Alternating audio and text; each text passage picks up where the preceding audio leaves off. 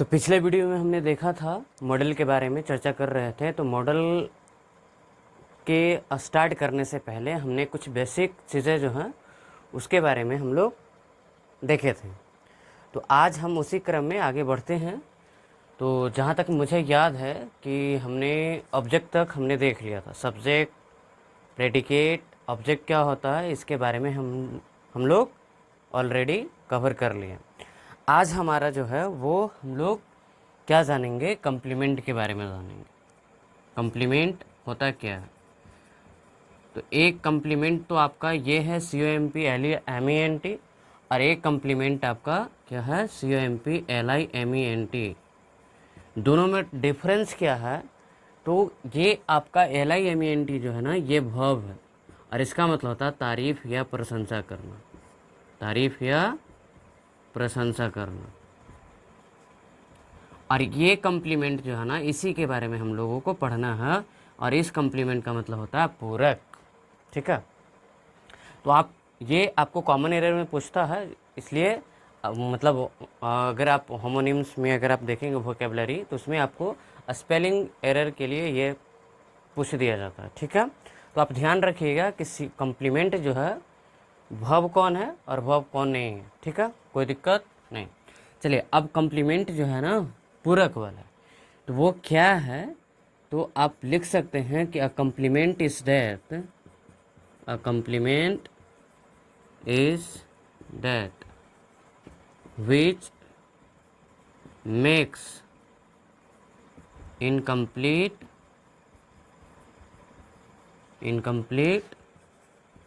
Sense complete. तो complement आप किसको बोलोगे? तो कम्प्लीमेंट वो है जो अधूरे को पूरा करता है, जो अधूरे सेंस को पूरा करता है, उसको कम्प्लीमेंट बोलेंगे।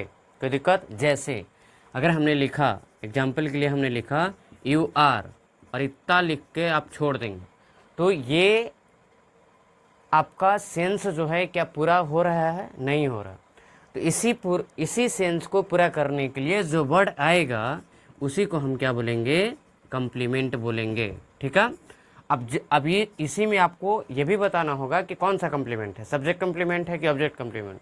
तो इसमें आप डिफ्रेंशिएट क्या करेंगे कि जो सब्जेक्ट को पूरा करेगा, जो सब्जेक्ट को पूरा करेगा तो उसको आप बोलोगे सब्जेक्ट कम्प्लीमेंट। तो इसमें ये स्टूडेंट जो कम्प्लीमेंट जो है किसको पूरा कर रहा है? सब्जेक्ट को पूरा कर रहा है, इसलिए ये कम्प्लीमेंट जो है वो क्या है? सब्जेक्ट कम्प्लीमेंट है। ओके। अब आगे, अब ऑब्जेक्ट कम्प्लीमेंट क्या होता है तो इसको देख लीजिए।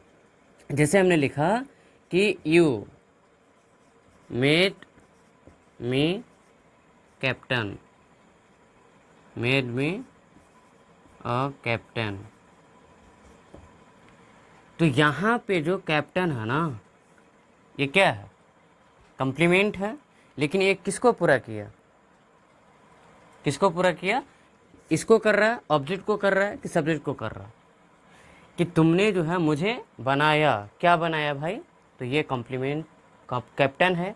तो कैप्टन जो है ये मी को पूरा कर रहा है, इसलिए आपका ये कैप्टन जो है वो क्या है? ऑब्जेक्ट कम्प्लीमेंट है। ओके। चलिए आगे नेक्स्ट। मुझे शायद लग रहा है कि नीचे कट जाएगा, इसलिए मैं मिटा दे रहा हूँ। ठीक है।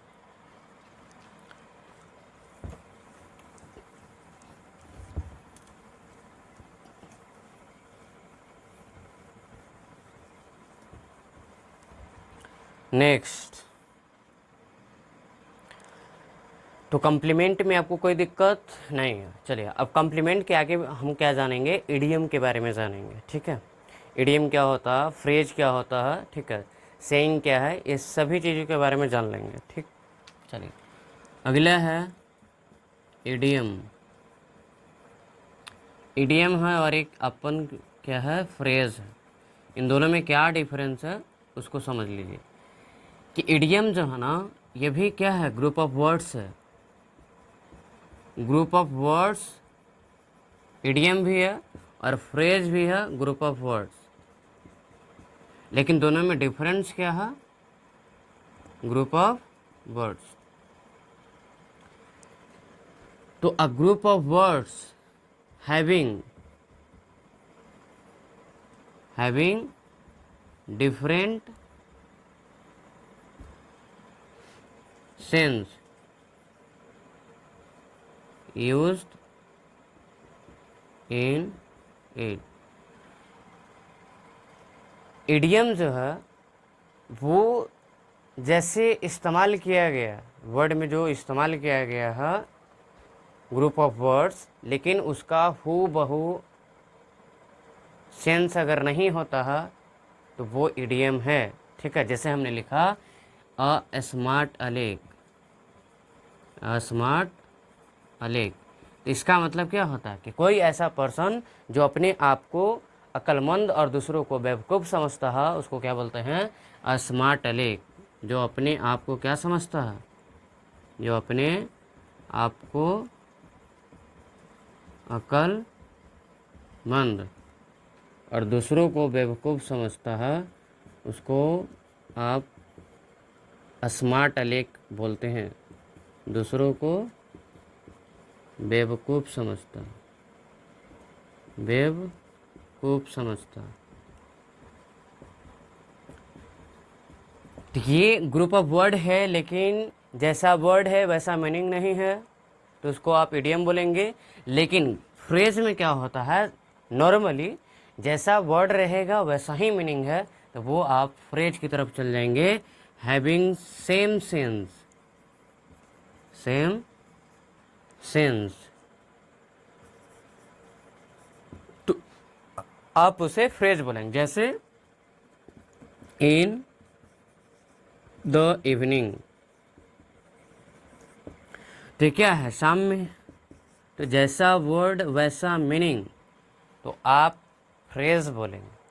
लेकिन जैसा वर्ड डिफरेंट मीनिंग तो इडियम बोलेंगे, कोई दिक्कत नहीं। अब आगे बात करते हैं, सेंटेंस की बात कर लेते हैं। ठीक, सेंटेंस किसे कहते हैं।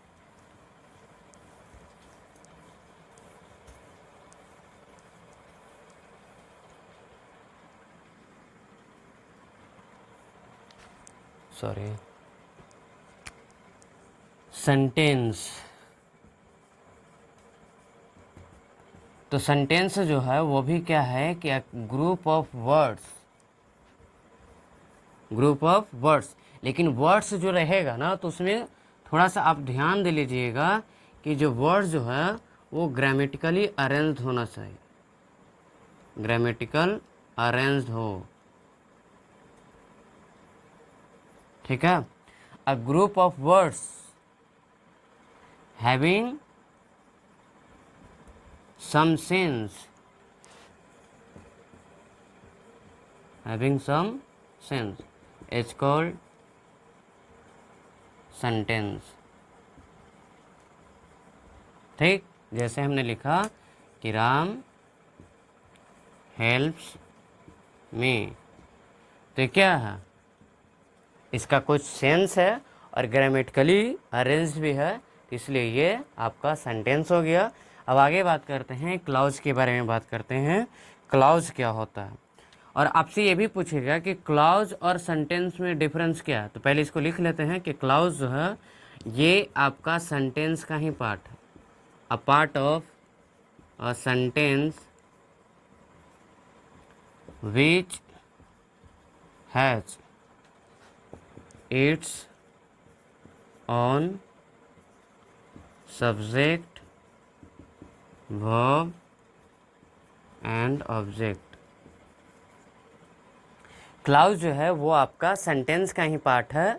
ठीक है, जिसका अपना सब्जेक्ट वर्ब और ऑब्जेक्ट होता है उसको आप क्या बोलोगे, क्लाउज बोलेंगे। लेकिन अगर आपसे ये पूछ दे कि फिर सेंटेंस और क्लाउज में क्या डिफरेंस है, तो क्लाउज जो है वो कंप्लीट सेंस नहीं देता, क्लियर है, और सेंटेंस जो है वो अपने आप में कंप्लीट मीनिंग देगा। अगर वो अधूरा मीनिंग है तो फिर वो सेंटेंस नहीं बल्कि क्लाउज है, कोई दिक्कत। जैसे हमने लिखा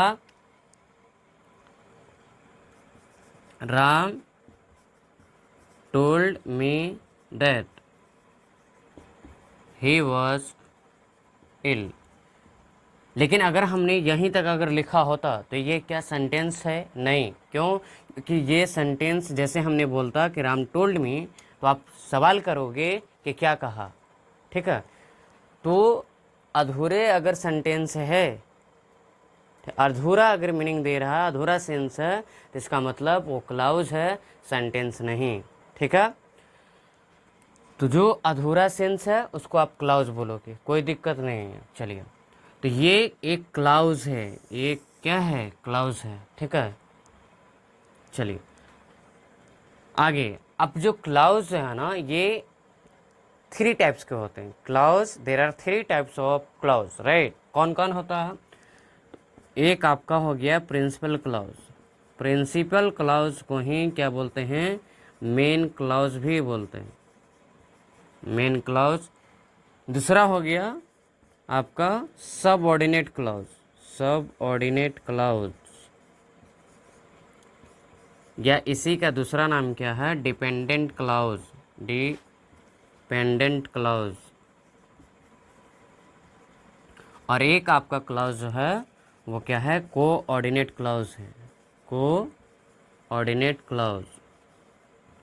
इसको क्या बोलते हैं, इंडिपेंडेंट क्लाउज, इंडिपेंडेंट क्लाउज। अब चलिए इसको बारी बारी से हम लोग समझ लेते हैं, डिफाइन कर ले, मतलब डिफिनेशन लिख लेते हैं, उसके बाद आगे बढ़ते हैं।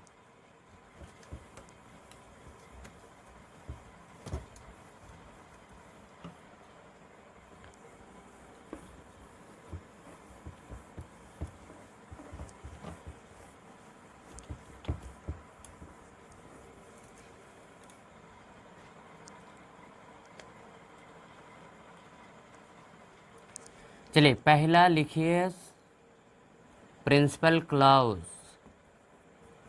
प्रिंसिपल क्लाउज किसको कहेंगे, प्रिंसिपल क्लाउज का दूसरा नाम क्या है, मेन क्लाउज है, मेन क्लाउज के भी नाम से जाना जाता है। चलिए, a clause is that on which any other clause depends। Clear हुआ मीनिंग? नहीं समझ में आया? सुनिए कि प्रिंसिपल क्लाउज आप उसको बोलोगे कि प्रिंसिपल क्लाउज जो है ना, वो कोई दूसरा क्लाउज जो है, कोई दूसरे क्लाउज जिस पे डिपेंड करेगा, कोई दूसरा क्लाउज जिस पे डिपेंड करेगा उसको प्रिंसिपल क्लाउज बोलेंगे। नहीं आया समझ में? एग्जाम्पल जैसे राम, अभी हमने जो सेंटेंस लिखा था उसी को अगर हम लिख लें कि Ram told me that he was ill, इसमें प्रिंसिपल क्लाउज कौन है? तो अभी हमने क्या बोला कि कोई दूसरा क्लाउज है, और वो क्लाउज जिस पे डिपेंड कर रहा, जिस पे डिपेंड कर रहा है, उसको आप क्या बोलेंगे, प्रिंसिपल क्लाउज बोलेंगे। तो ये क्लाउज किस पे डिपेंड कर रहा है, इस पे, ठीक है, राम टोल्ड मी, ठीक है। अगर मान लीजिए ये नहीं होता तो ये क्या होता, अधूरा हो, ठीक है। तो ये इसलिए इस पे डिपेंड कर रहा है, इसलिए आप इसको क्या बोलोगे, प्रिंसिपल क्लाउज बोलेंगे।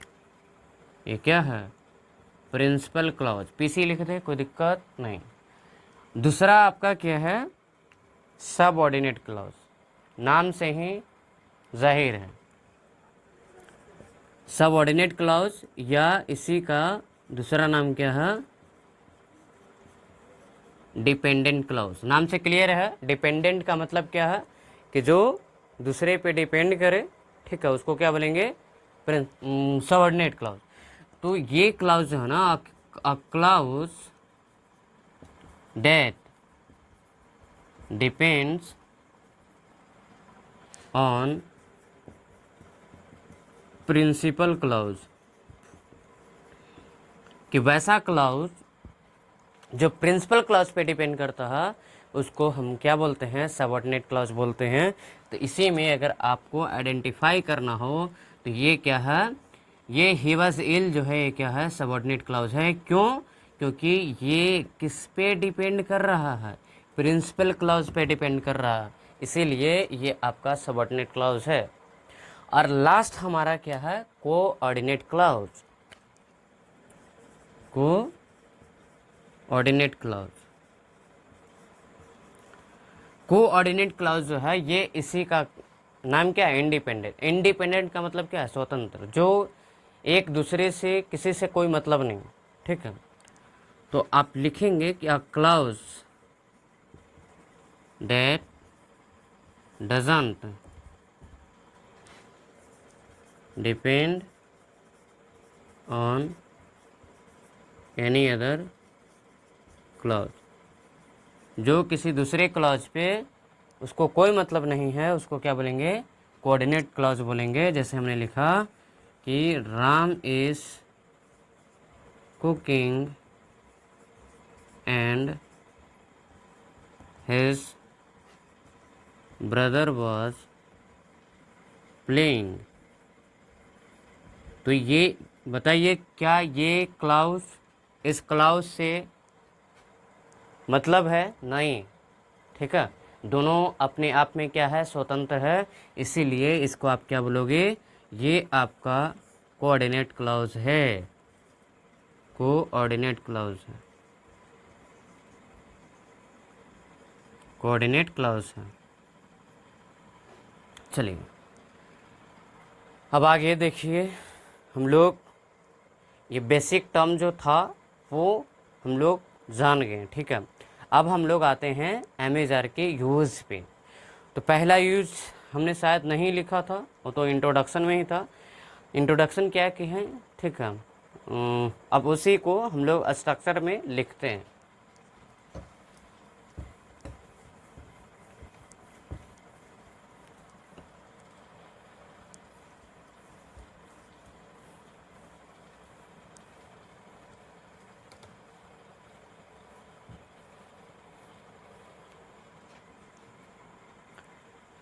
चलिए, तो एमेजार का इस्तेमाल करने के लिए आपको किन किन बातों को ध्यान रखना है?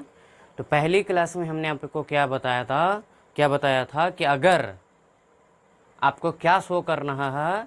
Shape, size, colour, merit, demerit, status, number, job, profession, quantity etcetera. अगर इन सभी चीज़ों को अगर आपको दिखाना है तो एमेजार का इस्तेमाल करेंगे। ठीक है, प्रेजेंट में अगर बात करनी है तो सारे मॉडल को छोड़ देंगे और एमेजार की तरफ चलेंगे, कोई दिक्कत नहीं है। चलिए अब आगे देखिए, स्ट्रक्चर मतलब लिख ही लेते हैं। पहला क्या है कि सब्जेक्ट, और उसके बाद क्या लगाना है? एम इज़ आर लगाना है, और उसके बाद क्या होगा? नाउन होगा। ठीक है, क्या होगा? नाउन होगा। दूसरा हमने क्या बताया कि सब्जेक्ट और उसके बाद एम इज़ आर अगर आपको लगाना है, एम इज़ आर, उसके बाद एडजेक्टिव, सीधा एडजेक्टिव भी हो सकता। तीसरा हमने बताया कि subject plus am is are अगर आपको लगाना है तो ये दोनों हो सकता है, एडजेक्टिव भी हो सकता है, नाउन, दोनों अलग अलग भी रहेगा, साथ में भी रहेगा। अब एग्जाम्पल के थ्रू समझ लेते हैं। जैसे हमने लिखा कि यू आर अ बॉय, तो ये क्या है? नाउन है, एम इज़ आर है, और एम इज़ आर के बाद क्या है? नाउन आ गया। लेकिन अगर हमने बोला कि you are good, you are good, तो ये क्या हो गया? एडजेक्टिव आ गया। लेकिन अब ऐसे भी तो लिख सकते हैं कि you are a good boy, you are a good boy, तो ये नाउन और एडजेक्टिव दोनों आ गया, कोई दिक्कत नहीं है। चलिए, एम इज़ आर के साथ अगर आपको वर्ब रखना है, भी1 रखना है, तो आप एम इज़ आर के साथ सीधा भी1 को तो रख ही नहीं सकते हैं। लेकिन अगर आपको भी1 रखना है तो क्या करना पड़ेगा आपको? ठीक है, जो हम यहाँ मिटा लेते हैं, मेरा काम चल जाएगा। यहाँ भी मिटा देते हैं। ठीक है, यहाँ पे, यहाँ तो मिटा ही दीजिए। ठीक है, यहाँ से गायब ही कर देते हैं। चलिए, कितना? Fourth, sorry. तो अगर आपको एम इज़ आर के साथ भी1 रखना ही है तो आपको लगाना पड़ेगा 2। क्या लगाना पड़ेगा? 2 लगाना पड़ेगा। ठीक है, लेकिन अगर आपने तो भी1 तो रख तो दिया, लेकिन मीनिंग क्या होगा? मीनिंग क्या देंगे? सेंस क्या होगा? तो इसके 2 मीनिंग होंगे। सेंस कितने होंगे? 2 होंगे। कौन कौन होगा भाई? तो एक तो आप देंगे कि to give a strict order, है ना? स्ट्रिक्ट ऑर्डर बोलिए या हार्श टोन में बोल सकते हैं। ओके। और एक आपका हो गया immediate future. Immediate future, immediate future का मतलब क्या है कि निकट भविष्य में होने वाला, ठीक है? कोई ऐसा काम जो क्या होने वाला है, तुरंत होने वाला, तो उसको आप इमीडिएट फ्यूचर बोलते हैं। जैसे उदाहरण के तौर पे अगर बात करें तो हमने लिखा आई एम टू कुक। इसका मतलब क्या है कि मैंने खाना बनाया नहीं, बनाने वाला हूँ। क्लियर है? और इमीडिएट है मतलब बहुत, अब ऐसा नहीं है कि मतलब 2 साल बाद बनाना, एकदम ऐसा आप मान लीजिए कि मतलब खाने बनाने के लिए हम लोग क्या हैं, मतलब नज़दीक हैं, बहुत ज़्यादा दूर नहीं है, ठीक है?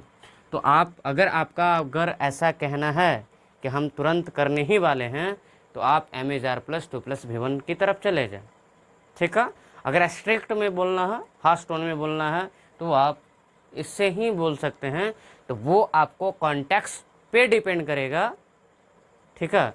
या बोलने मतलब अगर आप लिख रहे हैं तो आगे आपको बताना पड़ेगा, मतलब वो कॉन्टेक्स्ट से आपको समझ में आ जाएगा, या फिर बोलने के लहजे से तो पता चल ही जाएगा ना स्ट्रिक्ट आप बोल रहे हैं या इमीडिएट फ्यूचर बोल रहे हैं, ठीक है?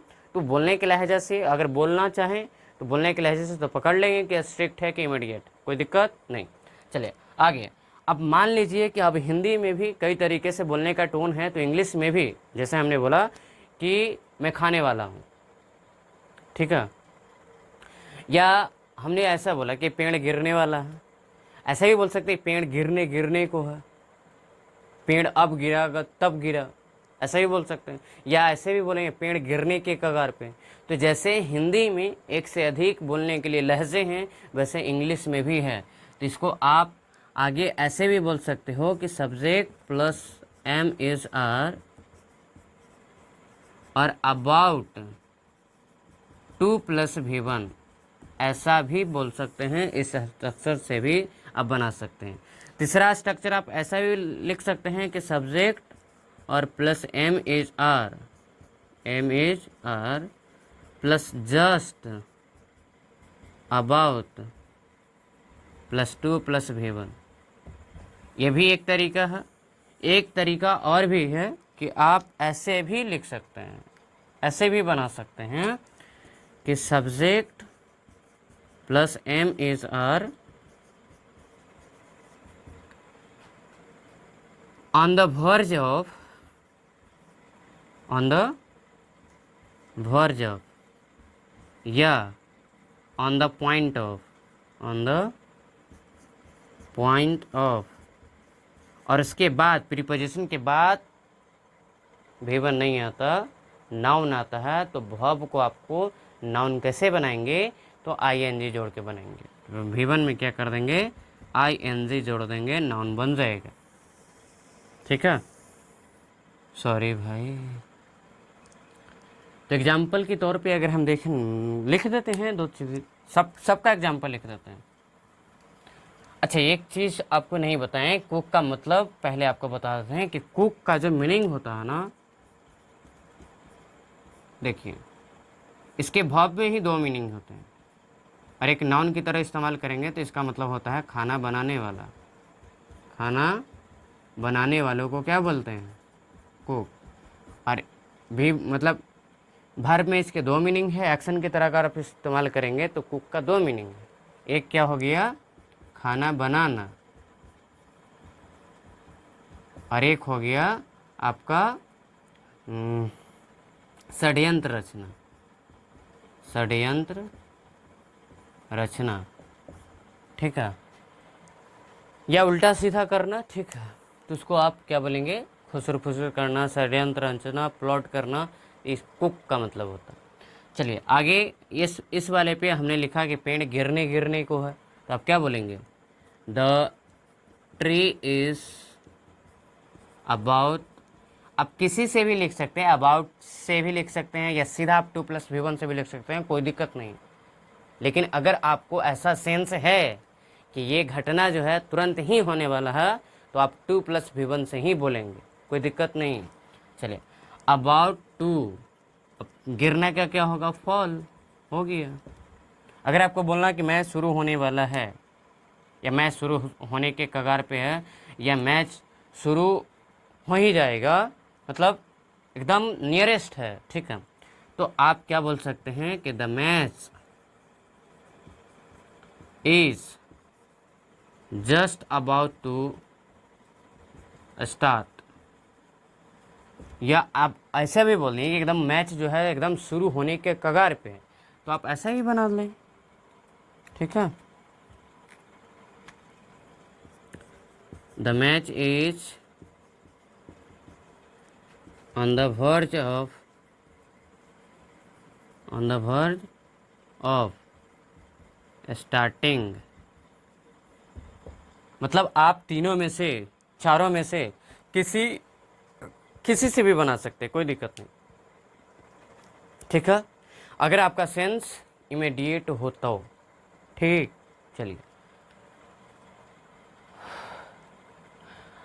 चलिए भर्ज का मतलब होता है कगार पे, ठीक है। तो आज इतना ही रहने दें, चलिए इतना ही रहने देते हैं। अब हम लोग अगले सेशन में देखेंगे एमेजार के यूज के बारे में, ठीक है। Thank you, all the best, have a nice day.